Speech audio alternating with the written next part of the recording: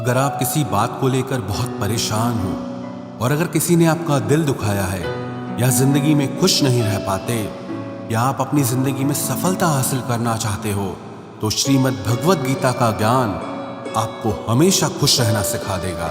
आपको जिंदगी की हर जंग जीतना सिखा देगा, कामयाबी को हासिल करना सिखा देगा। जब आपको ये लगे कि ये दुनिया बहुत मतलबी है और कोई आपका साथ नहीं दे रहा है, सब बस अपने स्वार्थ के लिए जी रहे हैं, तो श्रीमद् भगवद गीता का ज्ञान ऐसे वक्त में आपको हिम्मत देता है, आपको राह दिखाता है। एक बात तो पक्की है, जो गीता का ज्ञान समझ लेता है वो अपनी हर समस्या को आसानी से दूर कर सकता है। आज हम उसी श्रीमद् भगवद गीता की 15 अद्भुत शिक्षाओं के बारे में चर्चा करेंगे। एक बात की गारंटी है, जो भी व्यक्ति इन 15 शिक्षाओं को वीडियो के अंत तक पूरा ध्यान से सुनेगा, वो अपनी हर परेशानी, अपने हर दुख, अपनी हर पीड़ा को आसानी से दूर कर देगा। जीवन में उसे जो भी चाहिए वो बहुत सरलता से हासिल कर लेगा। श्रीमद् भगवद गीता की पहली शिक्षा ये है कि जो होता है अच्छे के लिए होता है, जो हो रहा है अच्छे के लिए हो रहा है, और जो होगा वो भी अच्छे के लिए होगा। हालांकि ये शिक्षा सुनने में जितनी आसान है, समझने में उतनी ही मुश्किल है, क्योंकि जब भी हमारे साथ कुछ गलत होता है, अन्याय होता है या हमारी जिंदगी में कोई दुख आ जाता है, तो पूरी दुनिया ही गलत लगने लगती है, ये जिंदगी ही गलत लगने लगती है। हर इंसान मतलबी और स्वार्थी लगने लगता है। ऐसा लगता है हमारी जिंदगी में हमेशा हमारे साथ बुरा ही होता है। तो गीता के इस उपदेश को कैसे सच माने कि जो होता है अच्छे के लिए होता है। हालांकि सच यह है कि जब कोई दुख हमारी जिंदगी में आता है तो वो हमें लायक और मजबूत इंसान बनाता है, और जब कोई अपना हमें चोट पहुंचाता है तो उस चोट से हमारी आंखें खुलती है कि हम किस इंसान के लिए मर रहे थे जिसे हमारी कोई वैल्यू ही नहीं है। जैसे छोटे बच्चे को उसकी माँ कड़वी दवाई पिलाती है, वो कड़वी दवाई उस बच्चे को बिल्कुल पसंद नहीं आती, लेकिन वही कड़वी दवा उसकी बीमारी को खत्म करती है। वास्तविकता में हर इंसान उसी को सच मान के जीता है जितना उसकी समझ है या जितना उसे दिखाया या सुनाया जाता है। लेकिन आप तब तक किसी का सच नहीं समझ सकते जब तक आपकी जिंदगी में दुख नहीं आता। जब तक लोगों का आपसे काम निकलता है, मतलब पूरा होता है, तब तक दुनिया आपके साथ बहुत अच्छा चलती है। लेकिन जिस दिन लोगों को आपसे फायदा मिलना बंद हो जाता है, तब आपको उनका असली चेहरा दिखाई देता है, जो आपको बहुत गहरी चोट पहुंचाता है। आपने अक्सर ये लोगों को कहते सुना होगा कि ये इंसान ऐसा निकलेगा, मैंने सोचा ही नहीं था, क्या क्या नहीं किया इसके लिए, इसे मैंने अपना माना था, पर ये ऐसा निकलेगा, इसकी मुझे कोई उम्मीद ही नहीं थी। वास्तविकता में हर इंसान नकाब लगा के घूमता है। आप तब तक किसी इंसान की सच्चाई नहीं जान सकते जब तक वो आपके साथ बुरा व्यवहार नहीं करता। इसीलिए ही कहा जाता है कि अगर कोई आपको चोट पहुंचाए तो वो भी आपके लिए अच्छा ही होता है, क्योंकि उसी की वजह से आप जिंदगी में लड़ना सीख पाते हैं, जिंदगी में आगे बढ़ना सीख पाते हैं। क्योंकि जो लोग बहुत ज़्यादा सुखों में रहते हैं, उनकी ज़िंदगी में अगर ज़रा सा दुख आता है तो वो उसे झेल नहीं पाते। लेकिन जो इंसान दुखों से लड़ता आया है, जिसने अपनी ज़िंदगी में अपनों के बुरे व्यवहार को सहा है, ऐसे इंसान को जिंदगी के छोटे मोटे दुखों से कोई फर्क ही नहीं पड़ता है। और जो इंसान चोट नहीं सहता, वो कभी महान इंसान नहीं बन सकता, वो कभी किसी बड़ी कामयाबी को हासिल नहीं कर सकता। इसलिए जिंदगी में जब तकलीफ आए, परेशानी आए, बुरा वक्त आए, तो याद रखना कि वो ईश्वर आपके लिए कुछ अच्छा सोच रहा है, कि आप जिंदगी की किसी बड़ी मंजिल को हासिल करने वाले हैं। श्रीमद् भगवद गीता की दूसरी शिक्षा यह है कि किसी को बार बार माफ करना आपकी जिंदगी बर्बाद कर देगा। पांडवों और कौरवों के बीच जो महाभारत का युद्ध हुआ, उसका मूल कारण यही था कि दुर्योधन बार बार पांडवों के साथ गलत करता था और युधिष्ठिर उसे हर बार माफ कर देता था। और उसी का नतीजा ये हुआ कि महाभारत जैसा महासंग्राम उन्हें करना पड़ा। ना जाने कितनी बार दुर्योधन ने पांडवों को मारने की कोशिश की, लेकिन उसके बाद भी युधिष्ठिर दुर्योधन को माफ कर देता था।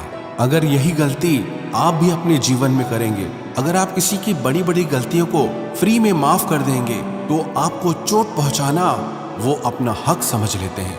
आप किसी को अगर ये सोच के माफ करते हो कि अब वो बदल जाएगा, कि अब वो सुधर जाएगा, लेकिन आपकी माफी उसे और बिगाड़ देती है। वो आपके साथ और भी ज्यादा गलत चलने लगता है, क्योंकि जिंदगी में बहुत सी गलतियां ऐसी होती है जिसकी कोई माफी ही नहीं होती है। अगर कोई आपके साथ विश्वासघात करता है तो उसकी कोई माफी नहीं है। अगर कोई आपकी जिंदगी पे हमला करता है या आपके जीवन को बहुत गहरी चोट पहुंचाता है तो ऐसे कामों की कोई माफी नहीं होती। लेकिन अगर आप ऐसी चीजों के लिए भी लोगों को माफ कर दोगे तो याद रखना, एक दिन वो आपकी माफी आपको बहुत बड़ा नुकसान पहुंचा सकती है। श्रीमद् भगवद गीता का तीसरा उपदेश यह है कि झूठे और गलत लोगों के सामने अपनी अच्छाई साबित करने की कोई जरूरत नहीं है।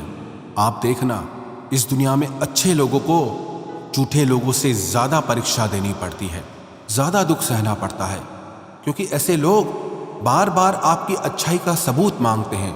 अगर आप अच्छे हो तो ये आपको सहना पड़ेगा, अगर आप अच्छे हो तो हमारी बात आपको माननी पड़ेगी। जब दुर्योधन और शकुनी पांडवों के साथ छल करके जुआ खेल रहे थे, तब उस समय पे युधिष्ठिर चुपचाप सब सहता रहा। उन्होंने छल कपट करके पांचों भाइयों को जुआ में लगा दिया, उनकी पत्नी द्रौपदी को भी जुआ पे लगा दिया, और वो दुर्योधन द्रौपदी का भरी सभा में अपमान करने लगा, उसे नग्न करने की कोशिश करने लगा। लेकिन ये सब पांडव चुप करके बैठे रहे, क्योंकि उन्हें लगा हमें तो धर्म का पालन करना है, इस सभा में हमारे बड़े बैठे हैं, हमें तो सत्य का पालन करना है। जो लोग सिर्फ छल कपट से जी रहे हैं उनके सामने कोई जरूरत नहीं है कि आप सच्चाई से चलें या उन्हें ये दिखाएं कि आप कितने बड़े धर्मात्मा हैं। सच बोलना पुण्य सिर्फ तभी होता है जब उससे किसी का भला हो, और झूठ बोलना पाप सिर्फ तभी होता है जब उससे किसी का बुरा हो। अगर आपके झूठ से लोगों की भलाई होती है, किसी का दिल खुश होता है, तो वो झूठ पाप नहीं पुण्य है। लेकिन अगर आपके सच से किसी के दिल को चोट पहुंचती है तो वो सच पुण्य नहीं पाप है।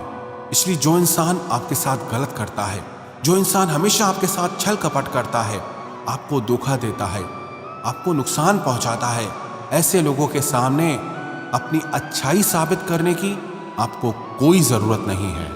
गीता का चौथा उपदेश यह है कि दुष्ट इंसान के साथ चाहे आप जितनी भी भलाई कर लो, लेकिन वो हमेशा आपको नुकसान पहुंचाएगा। वो कहते हैं ना कि बुरा इंसान कभी अपनी फितरत को नहीं छोड़ सकता।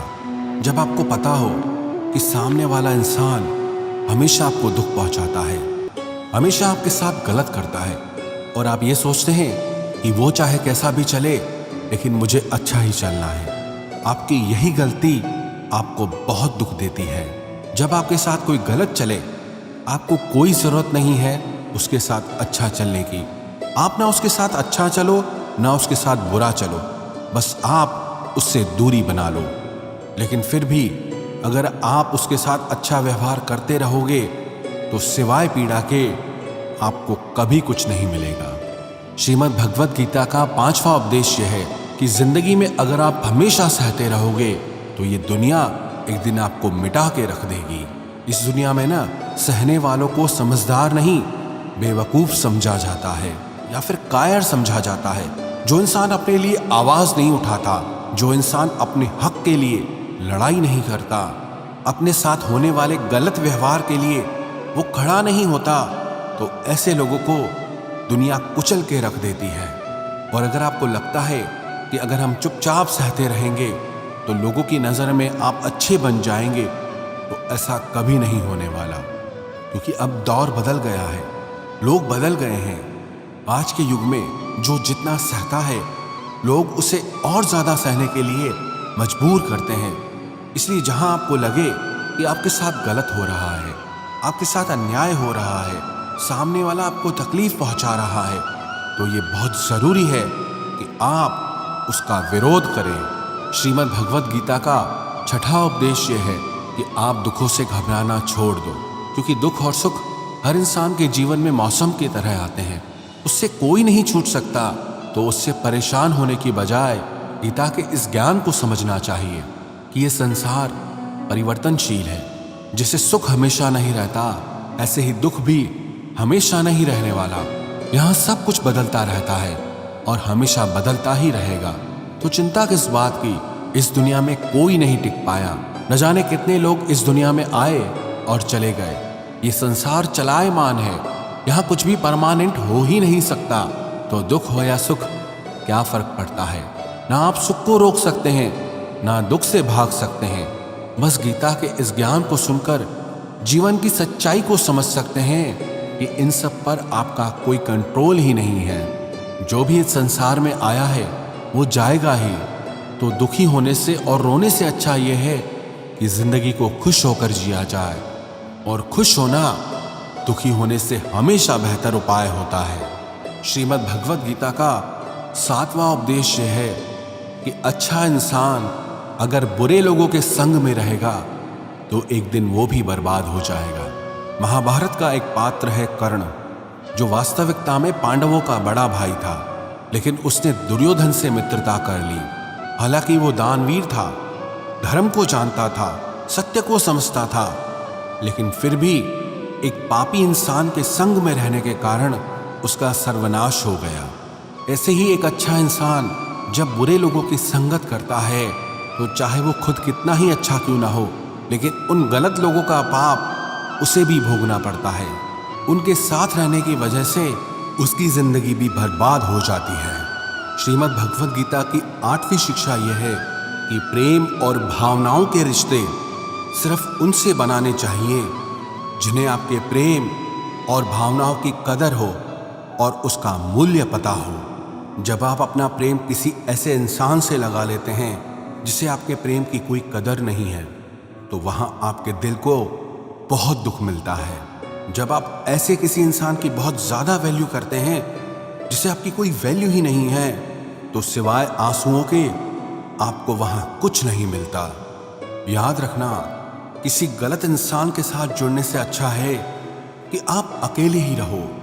आप अकेले रहकर कभी उतना दुखी नहीं हो सकते जितना एक गलत रिश्ते में जुड़कर आपको दुख मिलता है। वैसे तो आज के युग में कोई किसी की कदर करता नहीं है, कोई किसी को प्रेम देता नहीं है। इसलिए जिसे भी आप अपनी जिंदगी में सबसे ज्यादा खास बनाओ तो उसमें जल्दबाजी मत करना, थोड़ा समय लेना, थोड़ा उस रिश्ते को समझना, तभी जाकर अपनी जिंदगी में किसी को वो प्रेम की, इज्जत की खास जगह देनी चाहिए। किसी को प्रेम देना, किसी को वैल्यू देना गलत नहीं है, लेकिन जब वो प्रेम और आपका वैल्यू देना आपको तकलीफ देने लगे तो ऐसे रिश्ते में आपका पीछे हट जाना ही आपके लिए सही रहता है। श्रीमद् भगवद गीता की 9वीं शिक्षा यह है कि जो इंसान दुख में दुखी नहीं होता, सुख में सुखी नहीं होता, वो दुनिया की हर समस्या को पार कर जाता है। भगवान श्री कृष्ण ने अर्जुन को उपदेश दिया, समशत्रो च मित्रे च तथा मानापमानयो शीतोष्ण सुख दुखेषु समसंग विवर्जित, कि जो इंसान दुख सुख में, मान अपमान में, दोस्ती और दुश्मनी में कभी परेशान नहीं होता, हमेशा स्थिर रहता है, वो जिंदगी की हर समस्याओं से बाहर निकल जाता है। और ऐसा व्यक्ति मुझे बहुत प्रिय है। जो लोग थोड़ी थोड़ी बात पे दुखी हो जाते हैं, थोड़ी सी खुशी आते ही फूलने लगते हैं, ऐसे लोगों का मन बहुत अशांत और बेचैन रहता है। खुद को कभी भी इतना हल्का नहीं बनाना चाहिए कि कोई छोटा सा दुख आकर आपको हिला के रख दे, कि छोटी सी खुशी आ जाए तो इंसान का दिमाग ही घूम जाए। ऐसे लोगों पे कोई विश्वास नहीं करता है, क्योंकि सबको पता होता है आज ये दुखी है तो हमारे पास आया है, एकदम भोला बन गया है, और जब इसका वक्त अच्छा आता है तो ये हमसे कोई मतलब ही नहीं रखता है। जब भी जिंदगी में दुख सुख आए तो एक समझदार इंसान उनसे घबराता नहीं है, उनसे डरता नहीं है, बल्कि उसे समय की नियति समझकर शांत रहता है और अपनी समस्याओं का समाधान करके जिंदगी में आगे बढ़ता है। इसीलिए श्री कृष्ण अर्जुन को ये उपदेश दे रहे हैं कि तू समता को धारण कर, मन में ठहराव को लाना सीख, क्योंकि जिसके मन में ठहराव आ गया वो दुनिया के हर दुख से पार हो जाता है। श्रीमद् भगवद गीता का 10वां उपदेश यह है कि जो व्यक्ति अपने कर्तव्य, अपने कर्म को ज्ञान और समझ के साथ नहीं करता, उसकी जिंदगी में दुख और असफलता ही आते हैं।